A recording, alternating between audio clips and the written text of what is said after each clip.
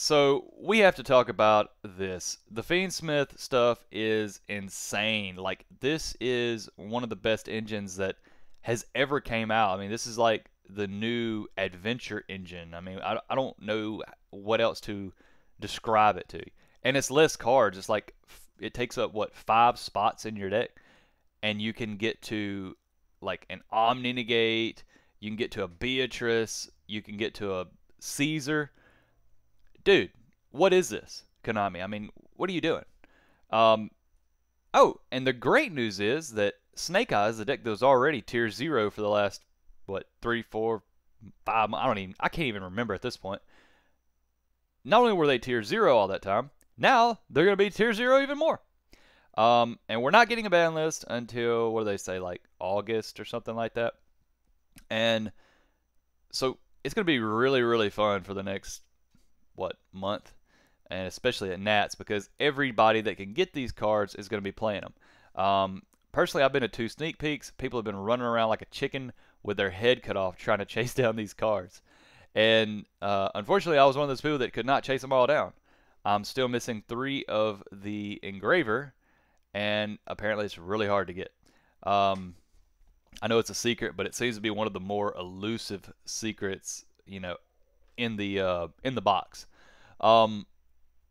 So the issue with Fiendsmith, in my opinion, is this card right here. Sorry, my finger don't know where to go.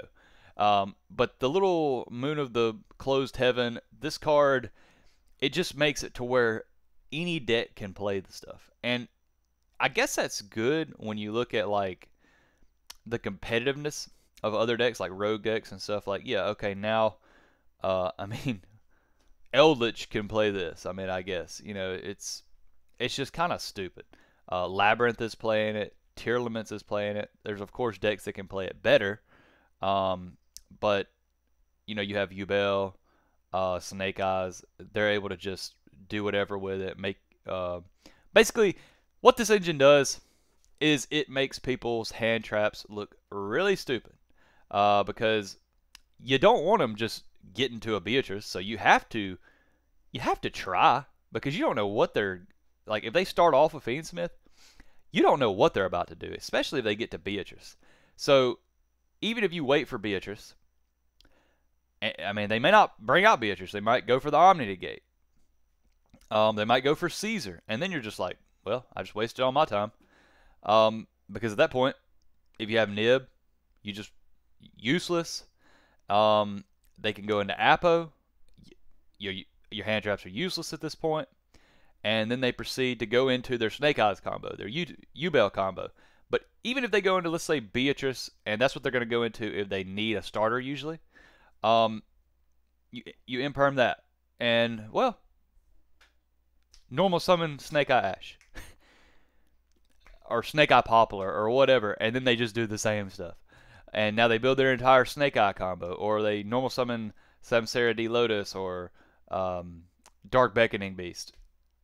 It's actually insane. Like, I don't think people realize how insane it is. So all I know is, for the people who got lucky to get it, for the next month, y'all are going to be just clapping people left and right, and other people are just going to be wishing and wanting it. But me personally, I'm not really interested in playing it.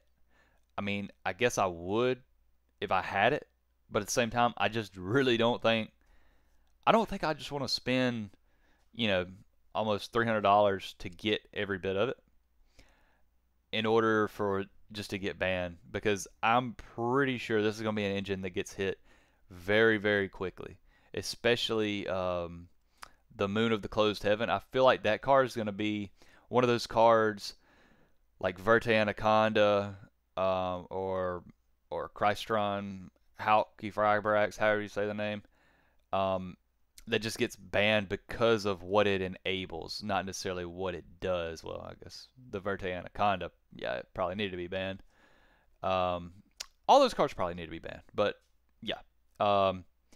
Anyways, guys, let me know what you think about this Fiendsmith stuff. I just think I don't think it's good for the game. It just really isn't. Konami, they seem sometimes it seems like they're going in the right direction with decks. For example, like Branded Chimera, Memento, decks that do unique stuff in their own archetype, and they're very, you know, in archetype specific decks that like you can't just throw in random stuff and you can't just throw those decks into a Snake Eyes deck. You can't play Snake Eyes Chimera or Snake Eyes Memento. You get what I'm saying? It's a very unique archetype. And even decks like Centurion, aside from the Calamity Lock, like those were very good directions in Yu-Gi-Oh! And I think that's where they need to head, but it's almost like there's this battle, like this push and pull of two groups at Konami, like, okay, we're going to make these decks that are fair and balanced, and this other guy's like, no, we're going to make these decks insane. We're going to power creep everything to oblivion. Because at some point, you don't get here and then just keep going. At a certain point, you either have to go back down or you just have to go so stupid high that it ruins the game as far as like the power ceiling. I mean, what's next? Are we going to start like already? I take issues with cards like Thunder Dragon Colossus that can basically contact fuse, Spirit of Yubel contact fuse. I don't like those. I don't like those cards. Those are not good for the game. They're just not good for the game. I mean, literally. I mean, Colossus is a little bit better because it does require some sort of setup, but most of these decks are able to cheat it out just easily because of cards like Protos. Konami, what are you doing? That card was gone for a reason, and now you made it come back.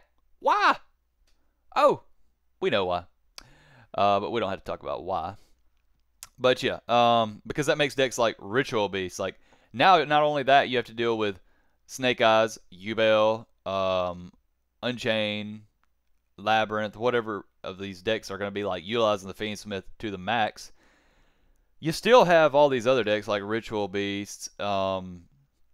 Any random deck that can put up Colossus, I guess, is just or that can Protos lock you. Like those are going to be problems. And then you have a lot of the other more rogue decks that are very good. They're just not at that same power level as Snake Eyes and Yubel.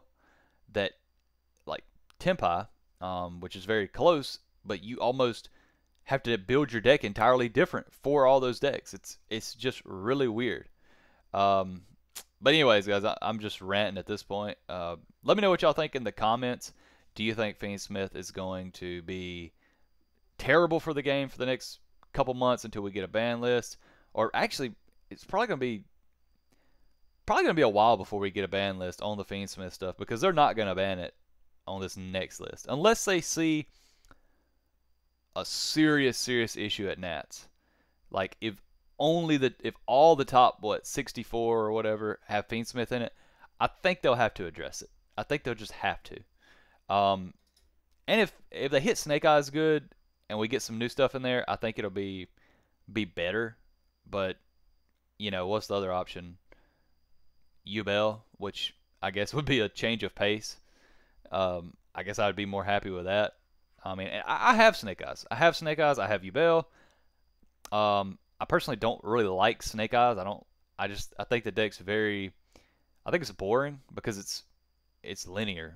And I know it's not linear in like how you can end, but it's the same thing over and over. Like normal summon Snake Eyes Ash. Do you have a hand trap? Nope. Okay, I'm gonna make full combo. Normal summon Snake Eyes Ash. They go imperm, and then you go, oh, do you have the witch or not? Yeah, I have the witch. Okay, now I'm gonna go full combo. You know, it's like, do you have 3 hand traps for all my extenders and starters? Do I have 3 hand traps for all your extenders and starters? Okay, I win. It's just boring to me. I don't like that. I like to actually interact, you know, with my opponent, not with just hand traps, and play the hand trap lottery. But anyways, guys, I'm going to get off this video, quit ranting. We'll see you on the next one.